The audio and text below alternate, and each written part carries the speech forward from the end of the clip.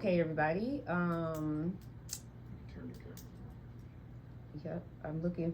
Hold on, I just need to let my guest in. I'm sorry. How do you find? That's on Facebook Live. Yes, Thaddeus. I need to. How do you find me? Yeah, man. I think you have to do it on yours. I've never done that. All right, everybody. We apologize for the technical difficulty, but hold on just a second here.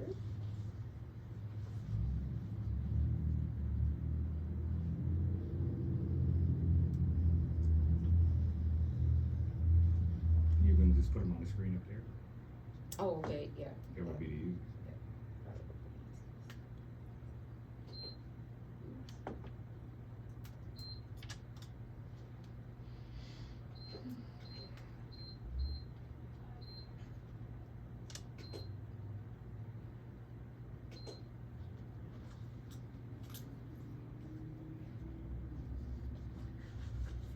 Oh, you were on my Facebook page.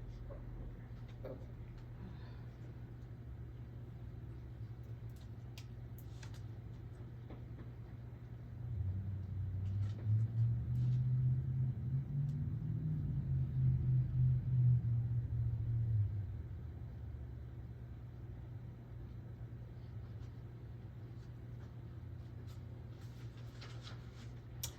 I apologize, everybody. This is my first time doing Facebook Live, so it is not the technology issue; it is the user issue. So, and I am a woman enough to admit that. So, give me like 2 minutes. Don't log off, people. We're right there. Okay, and I see that I am live. So, yeah, I'm watching myself. So.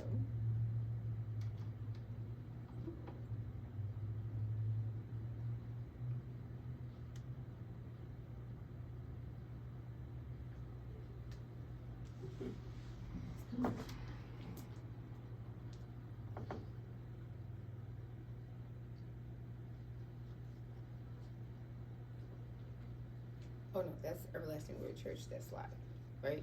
Yes. Okay, and then you added me to the top as a guest. I put you in the description or whatever. If you want to add me, how do I get rid of this? Okay. It's an iPad. I got one for you.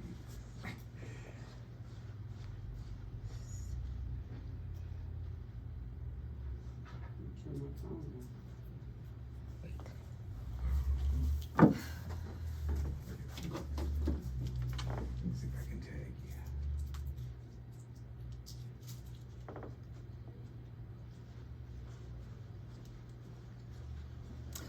While I'm bringing up the guests, we will have our First Lady just give us a little bit of information on Everlasting Word Church. She'll give a 2-minute commercial. Would you just like to tell people about the different ministries that we have here at Everlasting Word Church?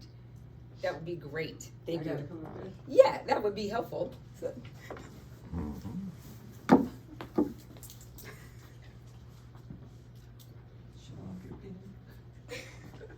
That's why you gotta be ready in season. You tell me. That helps you. Good morning. My name is Pastor Janice Donaldson here at Everlasting Word Church.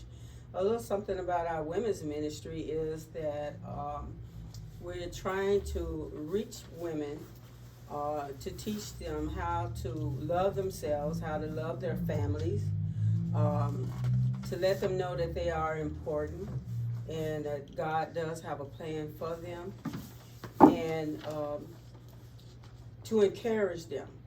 That we try to recognize the gifts that are working in them so that they can be, they can use these gifts, they can begin to grow, be excited about life, encouraged and strengthened, that they are somebody. And so we have our women's sister to sister program, which is where we come in and we have life discussions.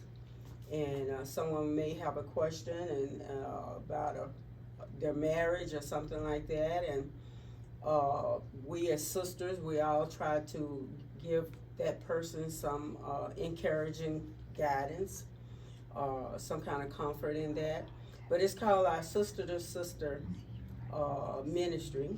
And then we have the alabaster jar, where you know the woman in the Bible with that came and she had an alabaster jar filled with perfume, and she anointed the Lord's feet with her hair. And so this ministry is for women who have a hard time forgiving themselves and forgiving others from a lot of things that may have happened to them, a lot of things that they may have done. We try to reach them with these ministries by having guests, by having outings, by having that fellowship time, that heart-to-heart time. And so we try to reach them with that. And I think so we meet every fourth Saturday of the month here at the church, unless we have an outing. And so that's here at 22 North Highland in Aurora, Illinois. And we've done things like going on cruises together, different, having conferences in different cities and different things like that, going to a rodeo in Texas, in Fort Worth, Texas. We've done that. So we try to get women out to experience things that they haven't maybe reached out or, even thought about doing. We go on our shopping sprees. We go on, things that women like to do and have our teas.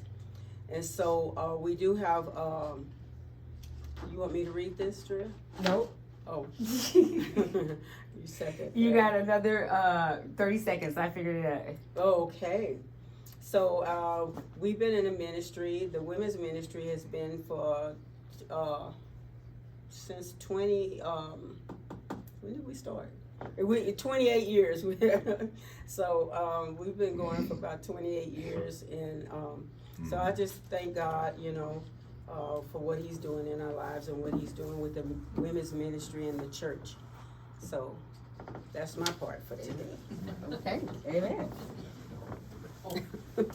Okay, no problem. Oh.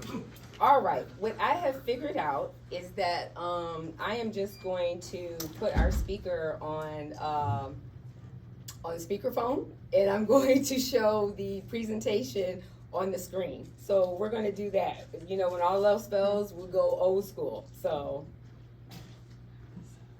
let me do that.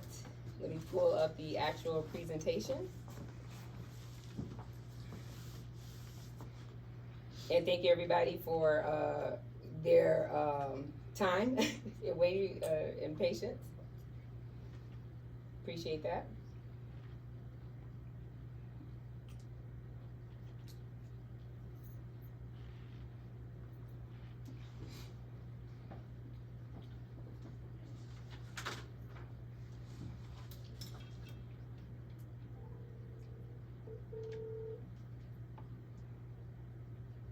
Thaddeus.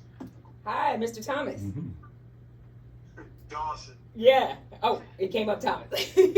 So, hey. Well, I didn't want to just say Thaddeus. So, how are you?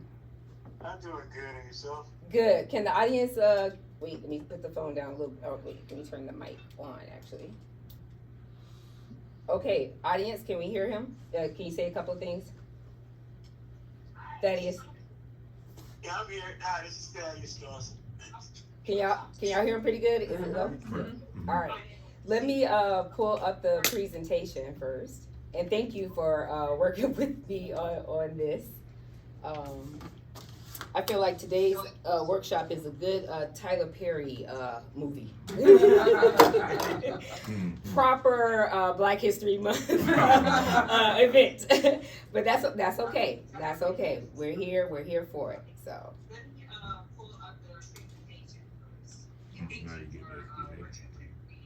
Okay, so I am going to, I'll let you know what page we are on. You just talk and we'll try to move with you. And as we have questions, I'll let you know if people have questions and we'll pause and stuff like that. Bishop, if you have people that have questions online, could you let us know? And we'll just try to work this thing out as best as possible, okay? We're here, Thaddeus, we have you to about 11:45 or so, if you don't mind. Okay, that's fine. Okay, all right, and then let's get started. We're on the wait. First, please introduce yourself. Well, let me tell a little bit about the background. How I met him. Was part of. I'm part of NeighborWorks America. The Neighbor Project is part of NeighborWorks America, and we are a charter member. So hit the light. No, it's like another person's talking. Oh, You're delayed on your computer, I believe, it's a delay. because we could hear what you just said. Okay. Is there? I don't know. It's a conversation going. Uh-huh. Something needs to be turned off. It's repeating what she's saying. It's a little behind what you're actually doing. Okay, is that better? Yeah, Uh-huh. it's all. Okay, so I'll just put on the speaker when he's talking. There we Okay. go. All right. So I met him last August. We were NeighborWorks I did a presentation in New Orleans, and he was one of the guest speakers, and he was talking about this topic that he's getting ready to speak on today about how properties and how that systemic practices happen with property values, and how certain communities, their properties are always undervalued, and how your wealth is ripped from your family by these different practices and things like that, and different tools and things that you can put in place to protect the wealth, this generational wealth that we don't realize we just let go. So, and he's also the creator and founder of 10K Black appraisers. Appraisers in general in our country are grossly under numbers. I mean, just in general, and then when you start talking about the different underserved communities, those numbers get even lower. So he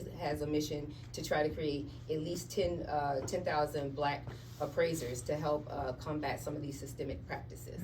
Okay? So that's how I met this gentleman. Wealth of knowledge, and he is passionate. Like All right. this guy goes. So whatever questions you have, and I'll make sure you have his contact information and things like that. So we're gonna get started. The presentation is the stapled guide that I gave you Okay. guys, okay? And that is, Drea will stop talking and you can go. Hi, Jaria. Thank you for that warm introduction. I was fortunate enough to be one of the keynote speakers in New Orleans at the Neighborhood Works Commission. Unfortunately, they made me go behind Jaria. It's just a ball of energy and fire, and I appreciate you saying that I'm passionate. Other folks like to say that I'm angry. Sometimes that just gets back to cultural relevance. Right. And so you being able to identify the passion. You talked about a lot of things that we cover. And first of all, I want to say thank you for inviting me here today. Sure. One of the things that we talk about is generational wealth. And in generational wealth, why that's so important is because right now we are going through the largest transformation of wealth in history. Approximately $106 trillion. Black people are only going to be participating in less than $3 trillion of those dollars that are being transferred in the next 10 to 20 years. Wow. And that number should be closer to $12 to $15 trillion. Wow. So that has been not because we didn't work hard enough or try hard enough. A lot of that has been intentional. And the intentionality is through the federal government, through the banking system. We probably lost, oh man, let me just start with, it started with HUD, Yeah. disinvestment, with redlining, and then the banks disinvesting in the community.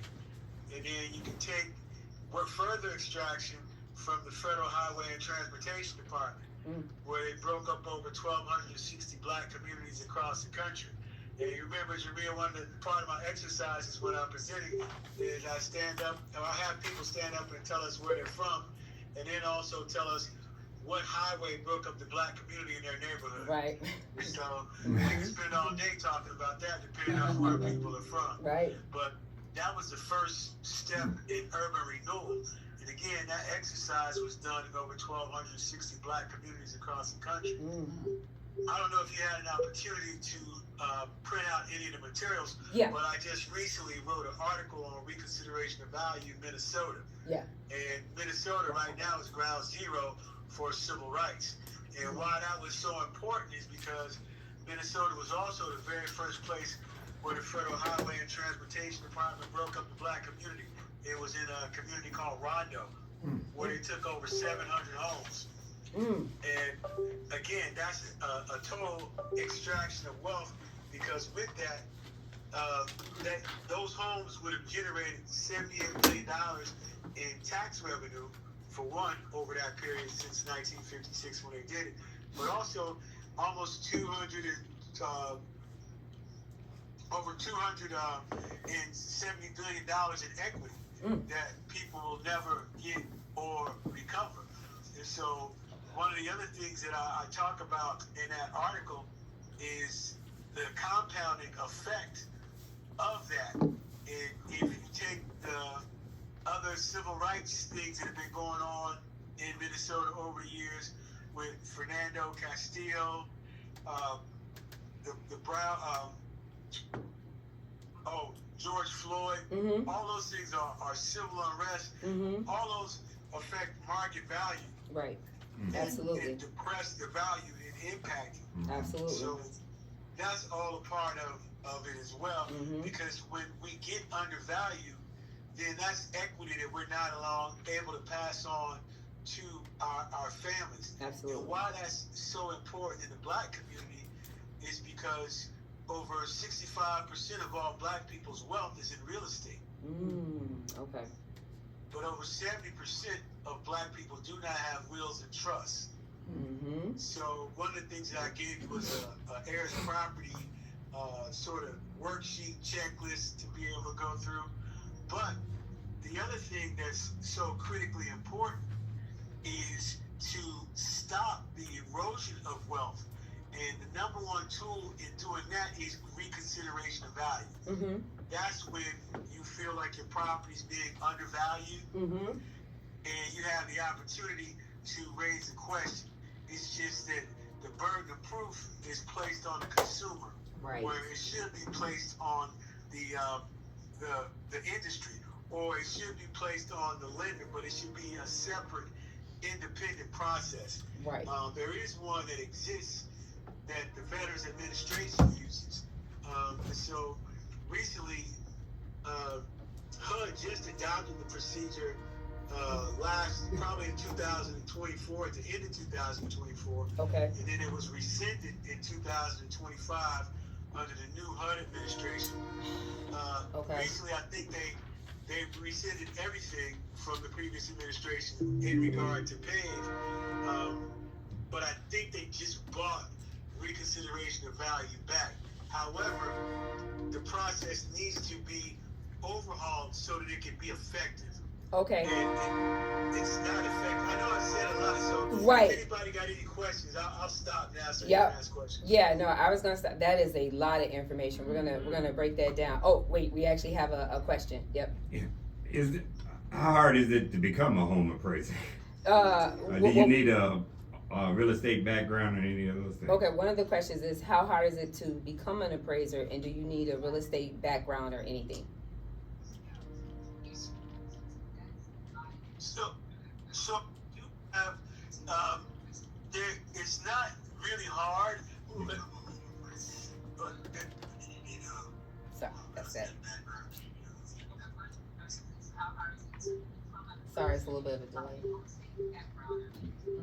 So right now they're in the process of trying to roll back appraisal requirement education, so you only need a high school diploma. Oh, wow.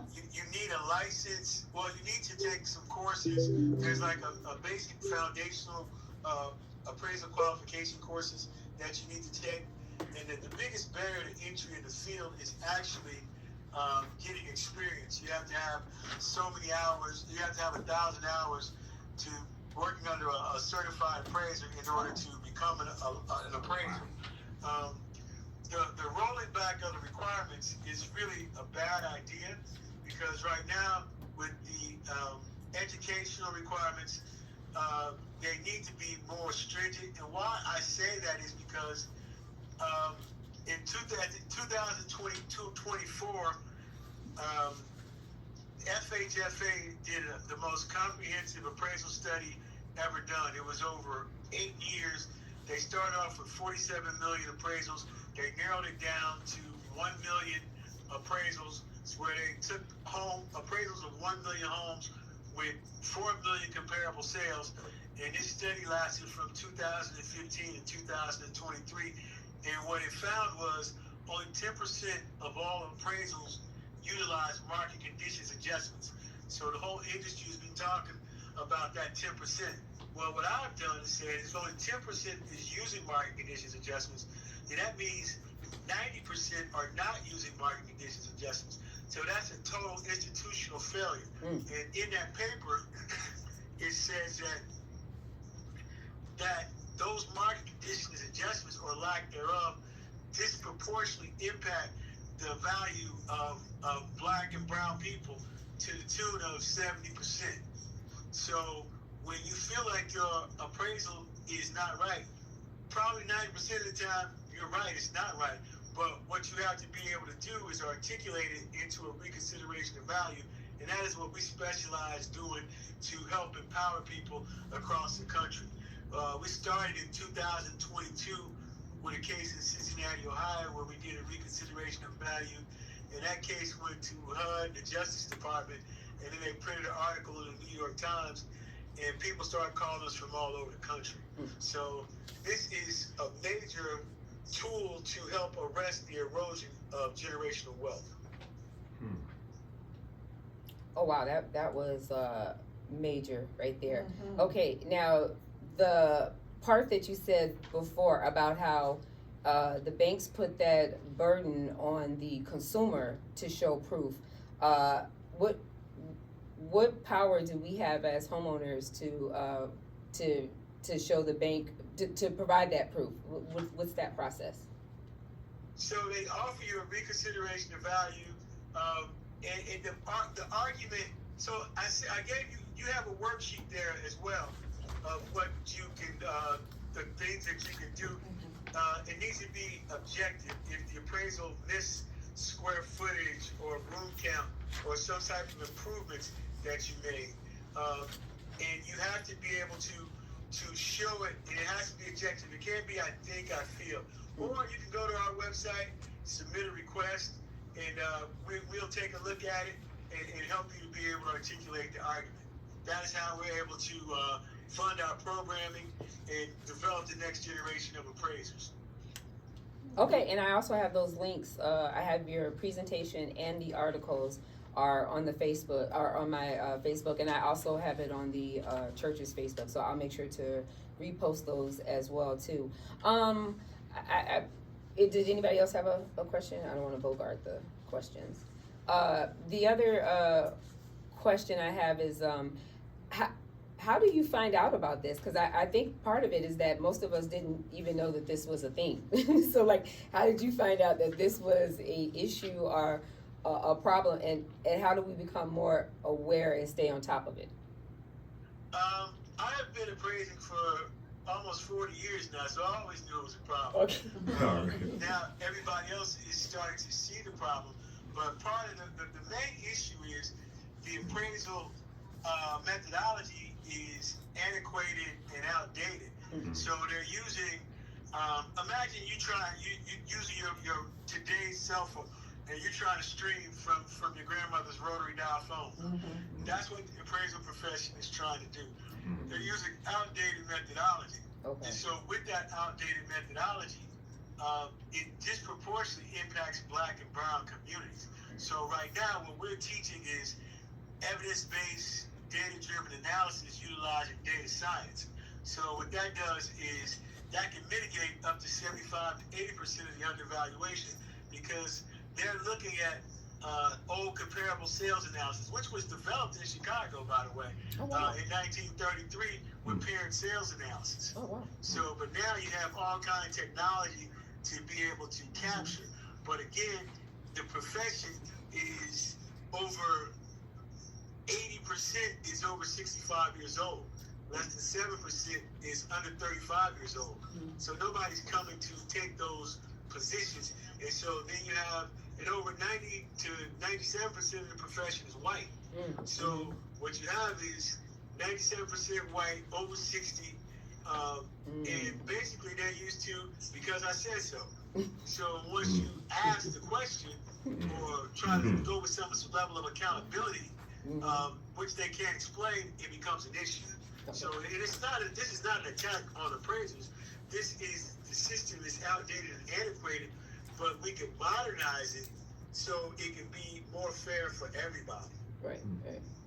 Kind of like how back in the day they would push back on share writing. Nobody will ever use that. And someone was like, well, I think somebody will use it. And now today it is every day. It's not uncommon. So this is kind of what we're talking about. On one of your one of the documents, I'm sorry, one of the slides in the presentation, it talks about document and monitor your property, especially because people tend to have a hard time with paperwork. Can you speak to this documentation and how important it is to make sure that your paperwork is together? Because that is definitely one way that a barrier that financial institutions try to discredit people, say that you don't have your paperwork together or you don't have this. So if you could just speak to how important that is, being prepared and what documents you need. Yeah, so you always want to be prepared. And why this is also important is because if you've made any capital improvements, though they possibly have contributory value, but more importantly in the documentation is that we need to start having meetings with our family to protect intergenerational wealth. You know, culturally, we don't believe that young folks belong in grown folks' business. But when it comes to wealth transformation, you need to have those honest conversations about what you want to happen with what you built. Because if you don't, we lose $100 billion a year in heirs property because we don't have wills of trust. Wow. So that's a conversation we need to have, and we need to have it at the family reunion, at the family business meeting. We need to do that before the apple pie, before the wobble, before the potato salad. So these are all things that we need to be able to do, and we need to be able to talk about where we came from, what's important. Because a lot of folks have migrated to Chicago from Mississippi, from Alabama, and everybody's got some land in the family, but nobody knows what's going on. And Big Sis is 80 now, right. So she ain't like she was when she was younger. Right. So it's a participation type of thing, and we have to be proactive instead of reactive. We still have an opportunity to preserve what it is that we have to be able to leave a legacy for those coming behind us to build on. Oh wow, that right there, you said the young people should be, or that generation under us should be at that table with us. That is so profound right there, and I think that's a mindset change. You know, we always, and two, my family and I, we just had this conversation where what goes on in this house stays in this house. Those are phrases that bind your family and keep you out of wealth and keep you out of resources because you lock yourself in. And so you just really said some very key things before we do the wobble and before we eat that banana pudding or before we have the tamales. You know, before we do those things, let's talk about that generational wealth. Let's talk about our family legacy and how we're going to preserve that, and then let's celebrate our family. I love that. That's a whole nother mindset, and I love the importance of documentation. You know, before our family reunion, let's go over the important documents. This is the family tree document. This is the properties that are in our family. Who has this and who has that? You know, making sure that we understand how much that house is worth, and so that we all can argue and articulate that information. You have really gave some life-changing principles with just those phrases. Well, and we can start now. I mean, it's not too late. When we get together, we need to make a plan. We can start a family text chain.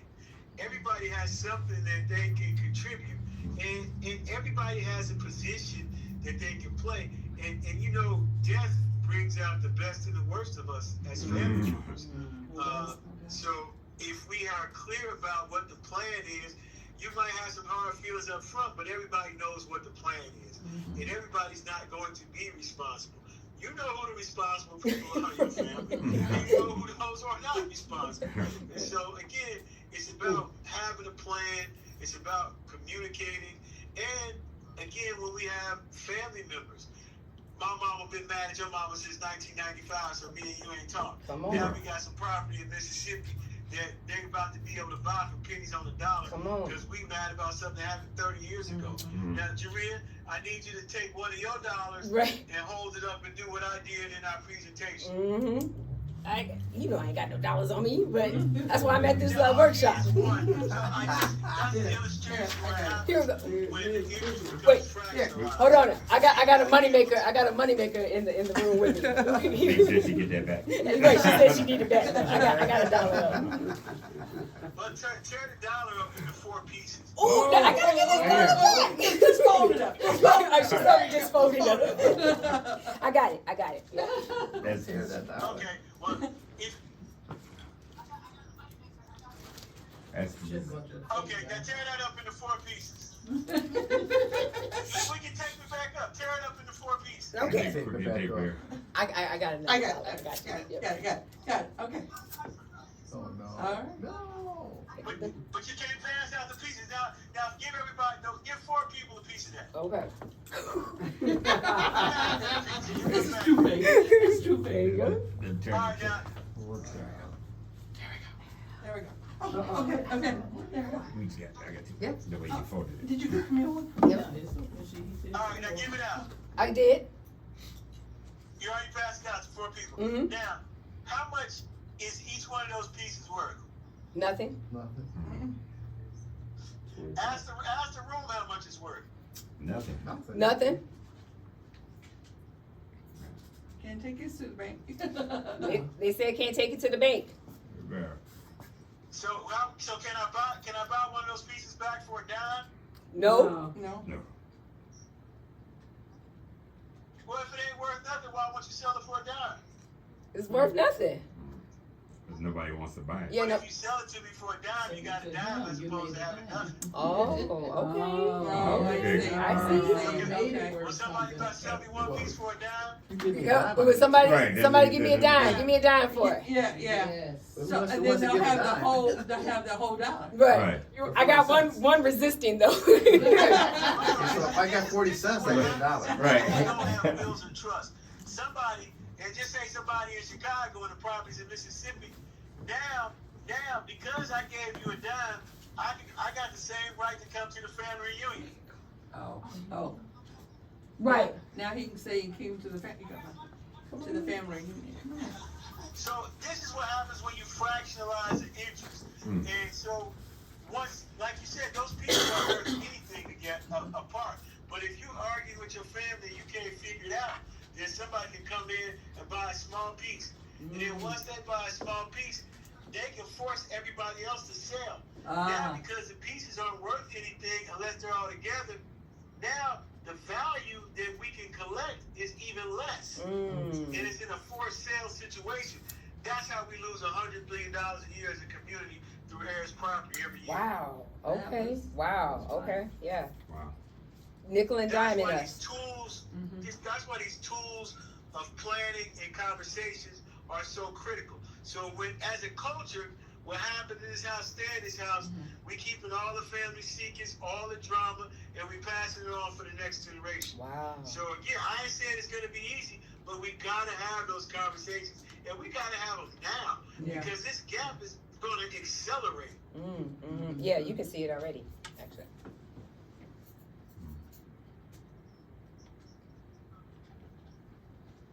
Any more questions? Yep, I got a question. So if you got these different pieces, you know, hey, we all have part of Right. this. Who's paying the taxes?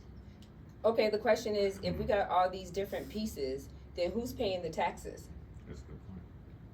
That's just it. Who is paying the taxes? Come back at you. And then the government takes it And over. because you pay the taxes, that'll make your piece no more valuable than anybody else's piece. Oh, Because when it comes down to selling, they're just gonna say thank you. oh, wow. Wow. So this is where that will and that plan and all that, who's the owner and who's the percentage, this is where that really comes into play, so you know what you're entitled to and what you're investing in. Absolutely, I've seen it. I can tell you something that's happened a few years ago in my own family. Mm-hmm. There was a part of the family that had a house that everybody had grew up in. No, and my great uncle and great aunt passed, and nobody wanted to pay the taxes. I think it was like $2,000 or $3,000 in taxes. What? It got up to like $7,000, That's still and they lost the house. Wow. And then everybody was living there. They all went and got apartments and was paying $1,200 a month. Wow. I heard about that. I mean, like 5 people got apartments paying $1,200 a month. Wow. Oh my God, and that's that story just repeats itself, and that's the wealth we're talking about right there. Exactly. So again, this is really important to our survival, to our growth, and to our future. Absolutely. And we owe it to those that came before us and those coming behind us. Yes. I got a couple of questions. Hold on, wait, let me go to Ms. Smith. I had a comment. Okay. A friend of mine, her aunt had bought a duplex in Chicago. Mm-hmm. $1,200 worth of taxes Mm-hmm. unpaid, and the entire family let a duplex. Let a they lost duplex go in Chicago. Wow. For $1,200 for taxes. Wow. They let it go. A Wow. family let it go. That's crazy. That's great. I had told her when Yeah. she told us I will pay. No, that's right. Yeah. Whoever paid the $1,200 Right. on She the, would pay, on right. the duplex. Yeah. And some guy that they knew in the family, Duplex for he paid $1,200. the $1,200. I wasn't mad at her, but I was mad Yeah. at her. I said, I asked you first. Right. Right. Let me Take care pay. of it. The whole family, a duplex, A two. duplex for Two $1,200 in units, Chicago. $1,200. They let it get out the family. That's They let it go. crazy. That's crazy. Miss Pam, did you have a question? I thought you had your hand. Oh, okay. Wait, Bishop, you had a question? The greatest problem I run into is I have so many people feel like they don't want to own property. They'd rather pay apartment fees, yes, because it's less hassle. And trying to tell them they can at least buy a townhome or something that takes care of the lawn and all that. But how can you get through to these people that don't realize they need to have wealth to pass on? Yeah, Thaddeus, we're talking about trying to get people to understand, to buy into the that wealth concept.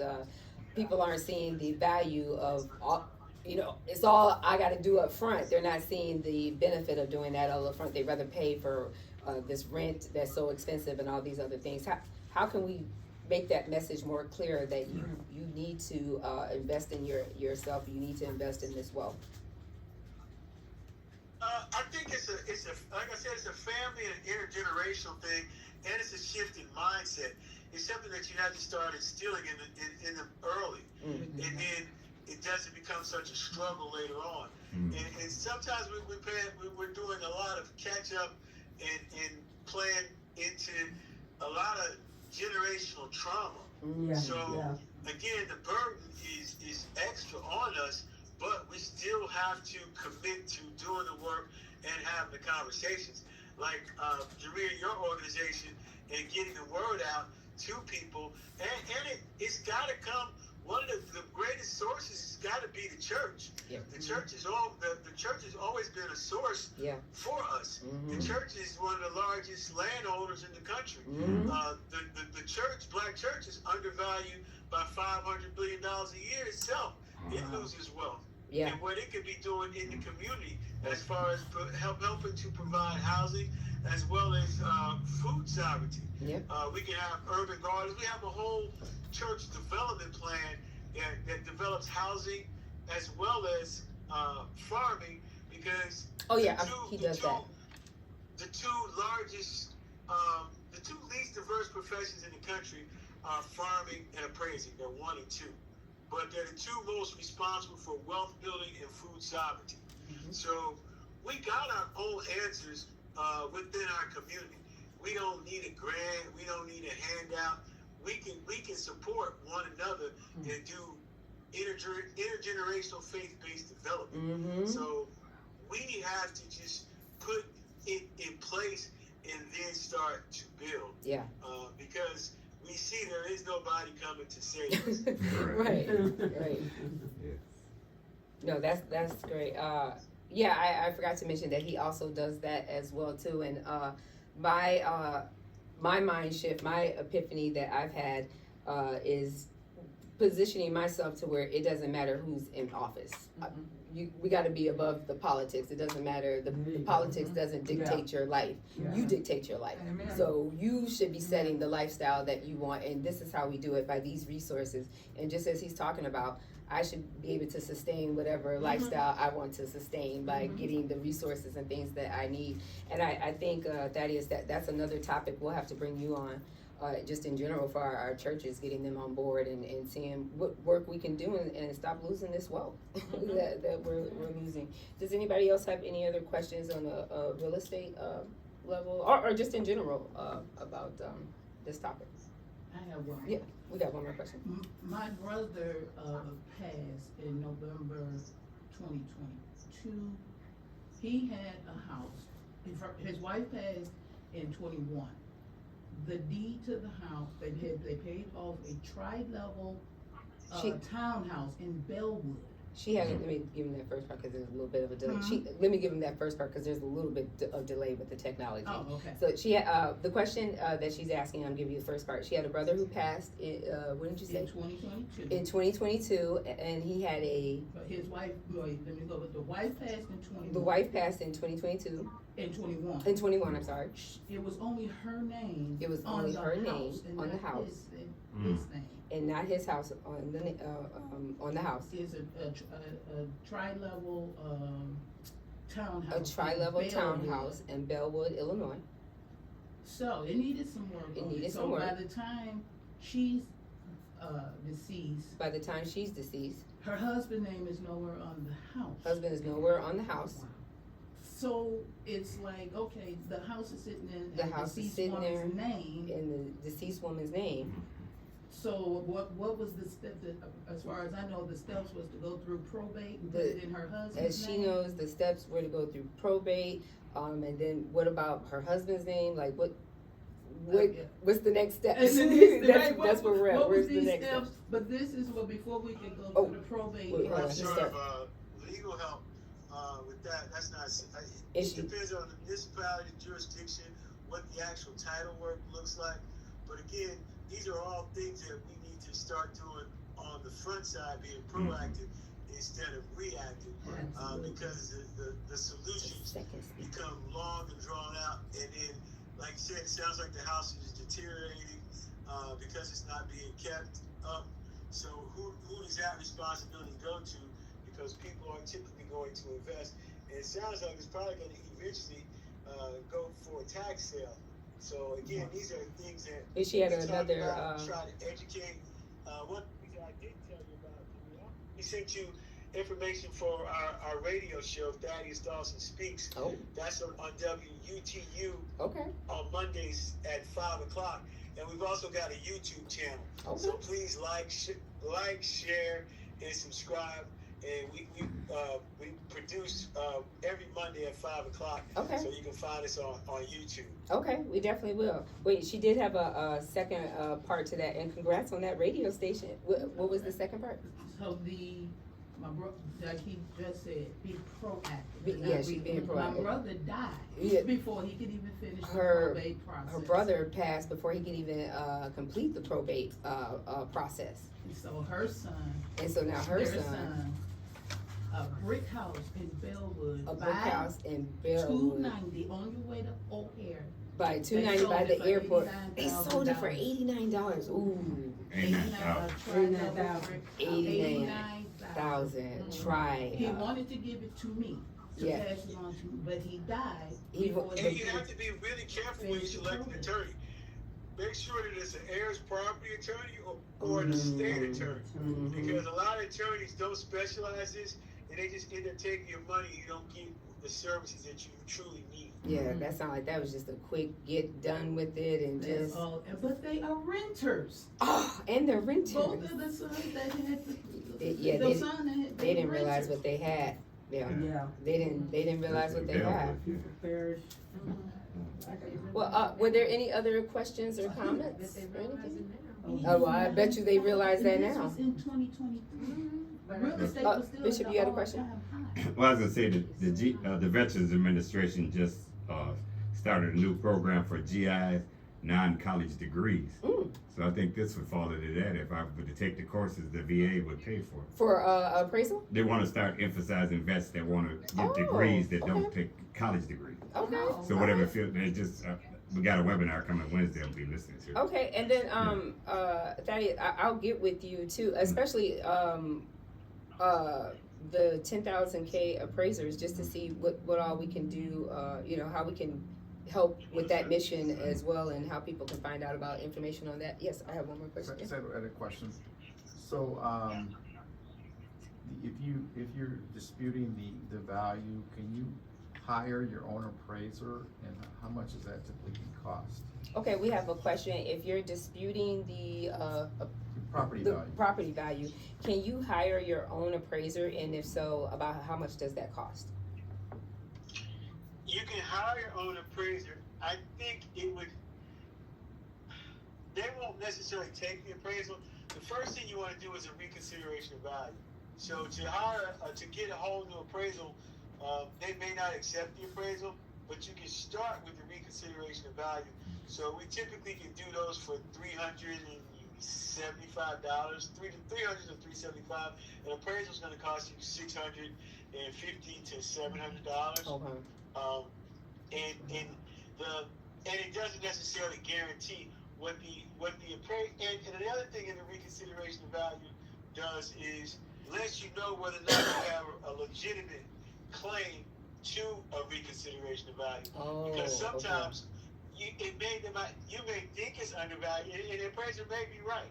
So we're able to ascertain that from an appraisal standpoint to make sure that you're being treated fair and equitably.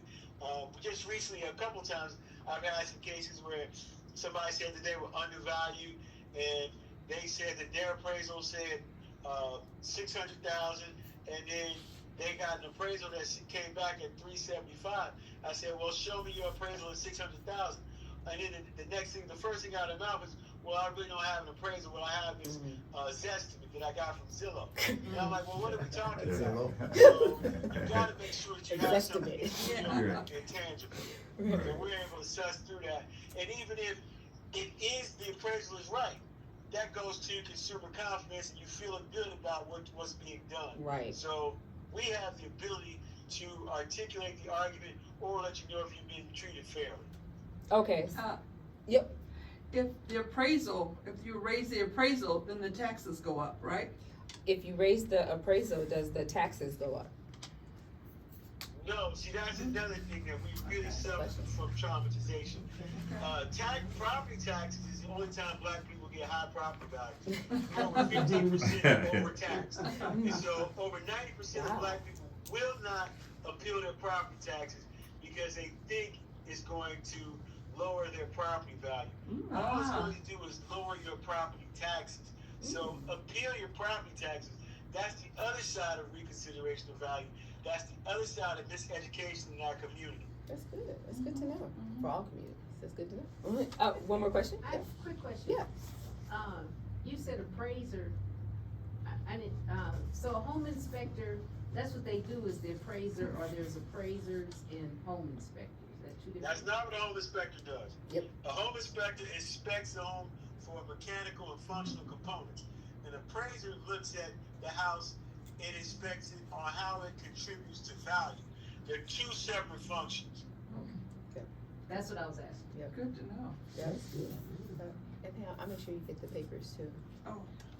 Any other questions, guys? Yeah, we got some questions. Yeah. So this also is helpful for equity loans? Is this helpful for equity loans? This information? Absolutely, it's helpful for equity loans because your equity loan is based on the valuation of your property.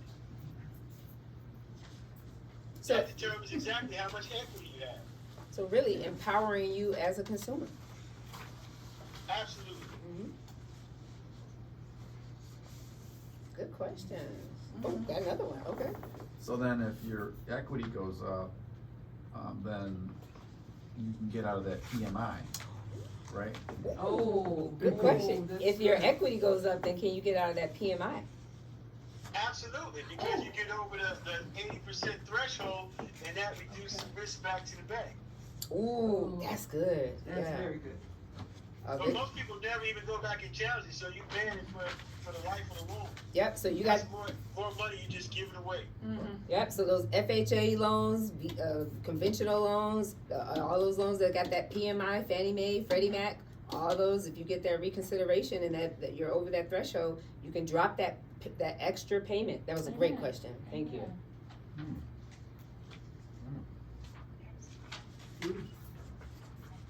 Any other questions?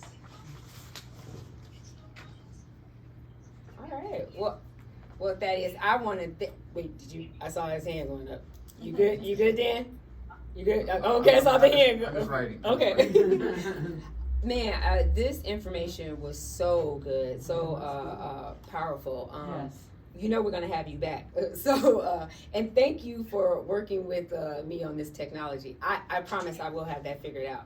But look, old school, a phone and a microphone. back in the day when I used to do praise worship at the church and everything, we used to have that speaker with the microphone when you can do that Bluetooth. So man, it never failed.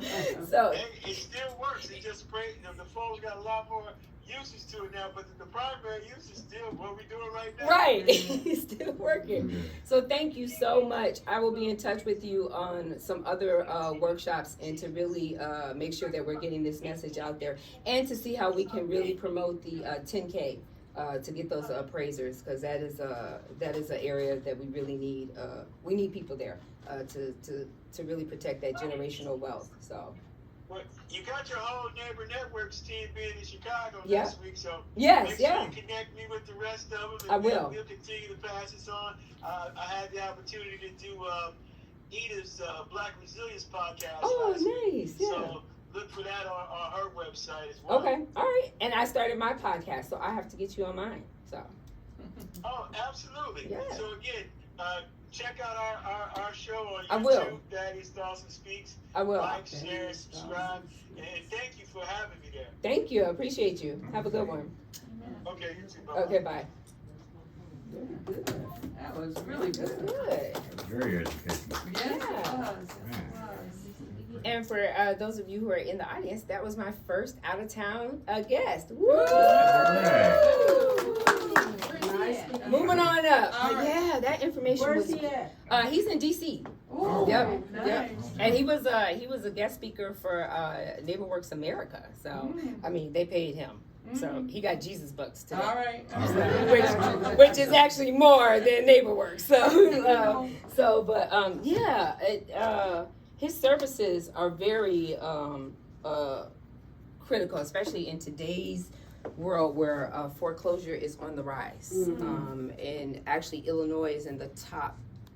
We are in the top 5 states as far as foreclosure filings. Wow. And so it's really important that we understand that our wealth and protecting, especially dealing with the banks and as neighborhoods and as our fellow, neighbors and things might be facing things and how that might impact your property and things. It would be very important for you to understand where your property stands and what you need to do to protect yourself. And if we got that PMI, that was a great question. I didn't even think about that. I might even post that today about that reconsideration. Drop that payment, because for some people's PMI, especially with today's payment, some people's PMI is like $200 out of their payment. So if you can knock that out your payment, you putting that much more into your budget. So at the one at 12:30 is the attorney that we'll be talking about what to do with Big Mama's house. We'll right, in the Black community, we got Big Mama, and when she passes, what do we do with that house? So those type of questions and will and things like that. Yeah, Dad? Now, what exactly is the PMI? Oh, private, I'm sorry, thank you, Yeah. private mortgage insurance. So Mhm. with Okay. FHA, Freddie Mac, conventional loans, Okay. if you didn't put 20% down typically, or if you got a community lending product type thing Mhm. where you only had to put 3% down or something like that, you probably have PMI on that mortgage product, so, yeah. Okay. Yeah. So the people that you know, they need to check Right. in with him Right. and get that reduced, because I'm sure their property value has increased probably double, and they probably don't need to pay that PMI anymore. The people don't know they're paying it because it comes out of the mortgage. Yeah. Yeah. Right, right. Absolutely. We tried to get ours off, Mm-hmm. and they wanted us to remortgage. Now, And now our rates would have went up Right. here. yeah, you know what? Actually, let me correct myself. I forgot. We talked FHA, when the foreclosure crisis, FHA moved to permanent. Mhm. They will not. You can ask, Mhm. but FHA does not have to remove their PMI. Yeah, 'cause- They redid that, but you can still ask, and if Right, you have right. the data and the concrete, Uh-huh. you can do it. The other ones, Freddie Mac and all of those, Yeah. they still will remove theirs. Because I called a couple Mhm. years ago to get ours off, Mm-hmm. and they said I would have to refinance. Yeah. And to refinance, now my rates are going from down here Yep. to up here. Yep. And You're I'm right. like, oh wow. Yep. Because in the long run, it did not wash Yeah, out. because refinance does not mean a lower payment. Right. It just does means a new not. loan. So You're you right. know, Yeah. you gotta see the cost. Yeah. And- I don't think that's right. I don't think you have to refinance. Yeah, Yeah. with FHA you do, Oh, because they you get a yes, It's a because PMI, yeah. I want to say that ruling went into place maybe 2017 or some after the crisis, the Great Recession, the last recession, and FHA took that hit with the bailout. So they implemented that they're not honoring the threshold anymore. PMI is for the life of the loan, and even if you do a FHA streamline, they'll take the market value into consideration, and you don't have to pay closing costs and everything, but the PMI is for the So life of the is the loan. refinancing to get a different product then that offers? To maybe get a better rate, but in today's world, it doesn't make It sense. doesn't make sense when Yeah. you're going from a 5% to 10%. Yeah, You know today's what I'm rates saying? wouldn't So make it sense. doesn't, Yeah. you're not doing anything Yeah. but paperwork. Yeah, So that's what I figured out. but you your know. other guarantee loans, Mhm. they Then they still, tack on the fees when you refinance. absolutely, but if you do a FHA streamline, they do not charge, closing costs. They forgive those or whatever, if you do but it's a FHA streamline is what it's called. And when I'm listening to this gentleman, Mm-hmm, it's like what we always say, look in your own house first. yeah. Before you go outside, what you have in Yeah. your house. Right, Whenever he said that about Right. the communities and You- what you can do for each other and your families, what do we have in our house before we step out? and the message too has really been going out about bringing the younger people to that Yes. table. Come in, is a lot. You know, my parents in their generation before, you know, you didn't bring the children into the room when you're talking about finances. That wasn't a kid's place. You should enjoy your child, which you should. But I do see now the value of bringing at their level. I mean, don't scare them with all your bills or whatever. But you do need to introduce them to finances at a younger age. You really do. And I also know some people that have brought their children in Mm-hmm. and they had businesses that they worked their whole life. Yep. And the children don't want the business. The children are, yeah. They just don't, they don't want to deal anything with No, it. you know what? Especially where you guys are here, especially since we're of an older generation. Dad's question about the younger generation, not they don't want houses. They don't Are want you guys? businesses. They don't want the wealth that we're talking The about. Are you guys- responsibility. you guys- Where's those speakers? Did you see? Tanya grabbed it. Folder. Okay. They don't I want gave her our the folder. houses. But those, I didn't see the stapled ones. Okay. Yeah, you But- had a stack. Yeah. I know, I didn't know where it was so at. so everybody is So is do you want me to stop broadcasting you? yes. You can Well, you were still doing questions.